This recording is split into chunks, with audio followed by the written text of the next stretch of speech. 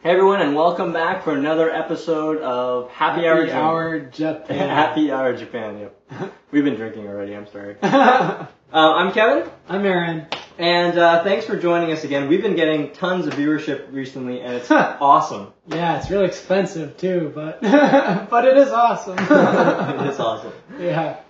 So what was really interesting is recently people have been asking us for advice on what the best way to learn Japanese is. Right.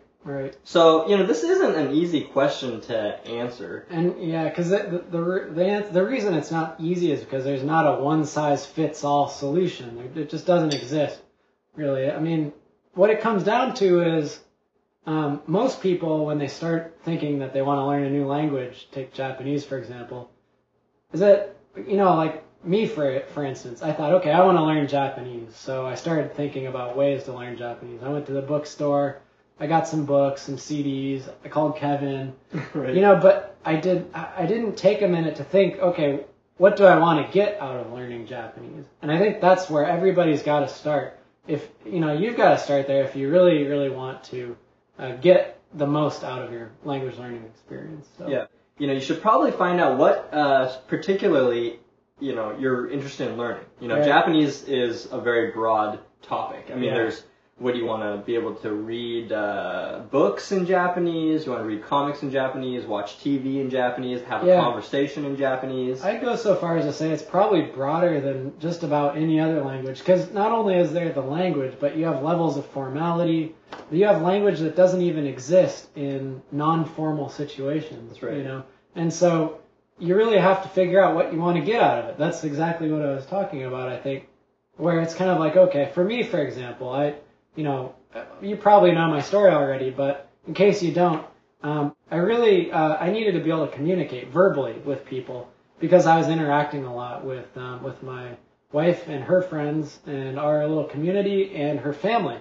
And so reading and writing, while eventually, would become important, I still haven't mastered those yet, by the way, but, it was the communication, verbal communication that was really important for me. So, after I had spent all this money on buying, kanji books and stuff like that, it's kind of like, okay, now I really need to learn how to speak. So, how do I go about that? You can spare yourself a lot of time and effort and pain if you think about the ends that you're trying to reach before you start. And then really find the right method that'll get you there, right? So, Absolutely. What's your experience with that? I mean, well, mine was a little unique because I wanted to be able to speak with people, but it was, I don't know. I wanted to be part of the group. I had made a bunch of Japanese friends, and I just couldn't relate with any of them. Right. Not only could I not really speak the language very well, but I also I just couldn't relate. They're talking about cultural, tidbits about, recently popular, TV series and, popular songs and popular, comedians. I'm like, man, I'm way out of the loop. Yeah, I always felt, and I still sometimes feel like this, but especially when I was starting out and I didn't know anything about culture or the language, I felt like I was locked in a jail cell, or like there's like a really solid wall, with a door there, and if I could get the key, if I could only, learn the language to unlock the door and all of a sudden, be able to experience everything and understand everything, that everything would be okay, and you probably feel like that too. I mean, I think every language learner feels that way on some level, whether you're going there just for, whether you're traveling or whether you're learning to talk with friends or family or business or whatever. Mm-hmm. I think everybody's trying to, unlock something for themselves so that they can step into a new kind of life experience. Right. Mm-hmm. And, well, I guess, to kind of sum it up, I mean, I think it comes down to finding something that you enjoy about learning the language, For example, and you got to be creative sometimes. I mean, I tell this to a lot of people because it's very unique to my situation, but I love karaoke. Or, as we talked about in the last episode, karaoke. Karaoke. That's and I should slap you right now. So I really like karaoke, and so I learned how to read kanji by going to the karaoke box or karaoke box in Japan, and it was really funny because instead of learning kanji to do karaoke. You did karaoke to learn kanji, and you learned kanji as a side benefit. Yeah. I mean, yeah, that's great. So it was really embarrassing actually at the beginning because the characters that I recognized really, that came up to me, I was able to read right off the bat were all these like, romantic kanji. Yeah. Because, they come up in a lot of songs, right?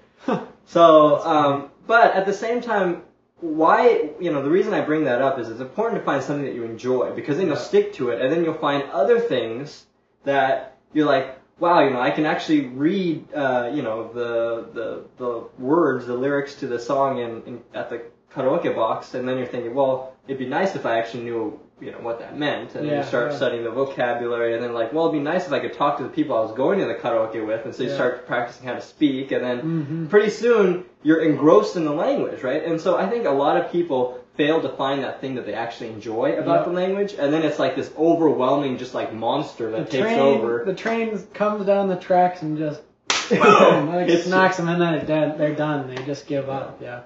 I know that feeling because I've been there a few times, but I didn't have the luxury of just quitting because I have a much greater reason to learn the language, being communicating with my own family. So it's just a small motivator. Yeah, just a small motivator. Like it'd be nice to be able to hit my teeth with a beer bottle. Yeah, it'd be nice to be able to speak with my father-in-law when he tells me the sage words of advice for marriage and family.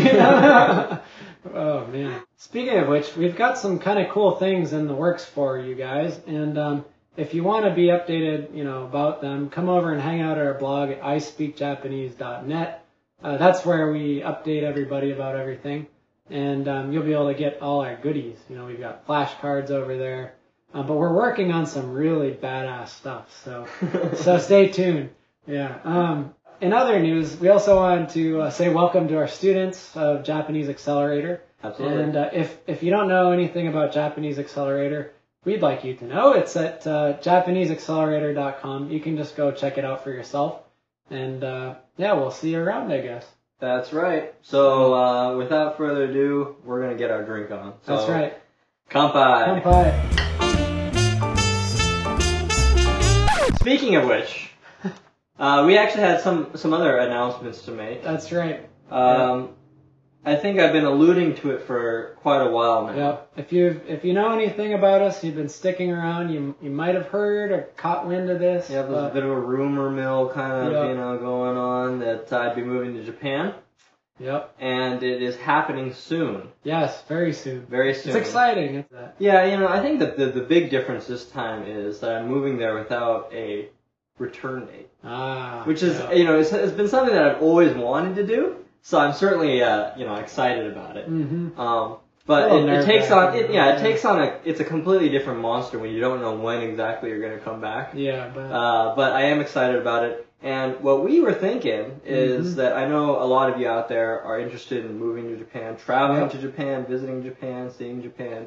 So we thought we'd kind of, document some of the things as we go along, or as Kevin's I go along. Moving to Japan documentary. Maybe we'll have like a sub-series or something. That's right. We'll start some other little series outside of Happy Hour Japan. So anyway, with that in mind, I don't know what I was going to say. Well, I think it was going to be Kanpai, right? Sure, Kanpai. Kanpai.